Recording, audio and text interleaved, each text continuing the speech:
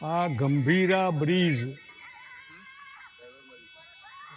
આણંદથી વડોદરા વચ્ચેનો જે તૂટી ગયો સરકારી બેદરકારીના લીધે એની મા જે પોતાના દીકરા માટે વલખા મારે છે, આર્તનાદ કરે છે કે મારો દીકરો ડૂબી ગયો. આ માનું શું થશે ખબર નહીં, પણ જે રીતે મા પોતાના દીકરાનો અત્યારે હાલ અંદરથી આર્તનાદ કરે છે, મારો દીકરો ડૂબી ગયો, આના માટે જવાબદાર કોણ?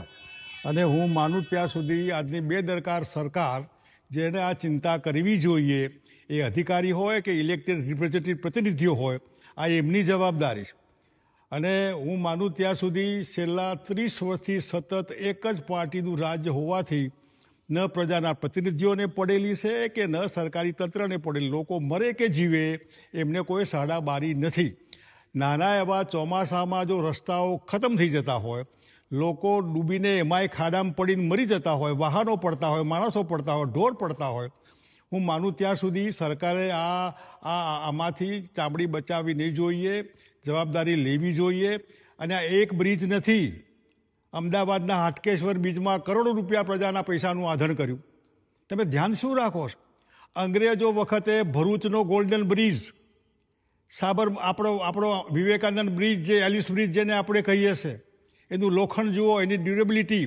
દરેક ઠેકાણે જ્યારે તારીખ લખેલી હોય કે આ તારીખે શરૂ થયું, આ તારીખે પતી જવાનું, એના પછીની જવાબદારી સરકારની પોતાની થાય.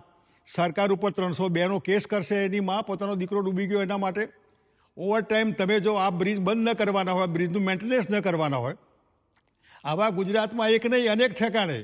બીજી બાજુ આદિવાસી વિસ્તારમાં એક ગર્ભવતી બહેન જે ડિલિવરી માટે જોરીમાં નાખીને કિલોમીટરો સુધી દૂર લઈ જવી પડતી હોય, અને એક બાજુ સરકારની બેકાળજીના લીધે આવા બધા બ્રિજ, આ રસ્તા વગેરે વગેરે જેના લીધે લોકો મરી જતા હોય, હું માનું ત્યાં સુધી સરકારે ચિંતા કરવી જોઈએ. અને પ્રજા પણ પોતે વિચારે કે ખાડામાં પડીને મરવા માટે તમે 30 વર્ષથી એક જ પાર્ટીને આંધળા થઈને મત આપ્યા કરો છો, અને પછી પરિણામ ભોગવવા માટે બૂમો પાડો.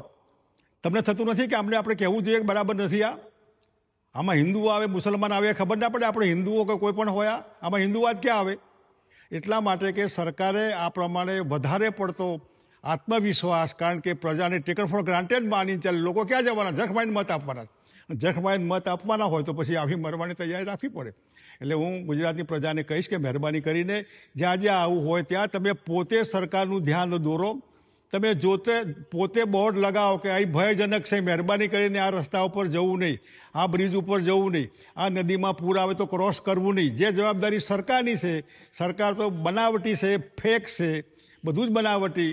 આ બ્રિજ પણ બનાવટી કહીએ તો નવાય નહીં. એટલે નવા જે બની રહ્યા છે એ બી તૂટી રહ્યા છે. હમણાં જ એક બ્રિજ નવો બનતો તૂટી ગયો હતો. કોણ જવાબદાર આના માટે? એટલા માટે ગુજરાતની જનતા, શાણી જનતા, વિકાસશીલ દુનિયામાં વહેતી આપણી આ પબ્લિક, એને પોતે વિચારવું જોઈએ કે આવું જે કંઈ હોય એમાં સરકારને બરાબર ખેંચીને ઉઘરાણી કરવી જોઈએ.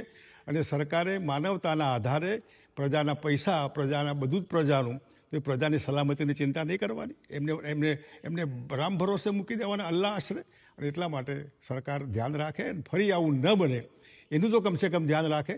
એ ભરૂચનો વિસ્તાર હોય કે વડોદરાનો વિસ્તાર હોય, સૌરાષ્ટ્રનો વિસ્તાર હોય, આખી બસ એક લોલિયામાં આખી બસ પડીને વર્ષો પહેલાં લોકો ડૂબીને મરી ગયા હતા. કોણ જવાબદાર આના માટે? એટલે આવું ફરી ન બને.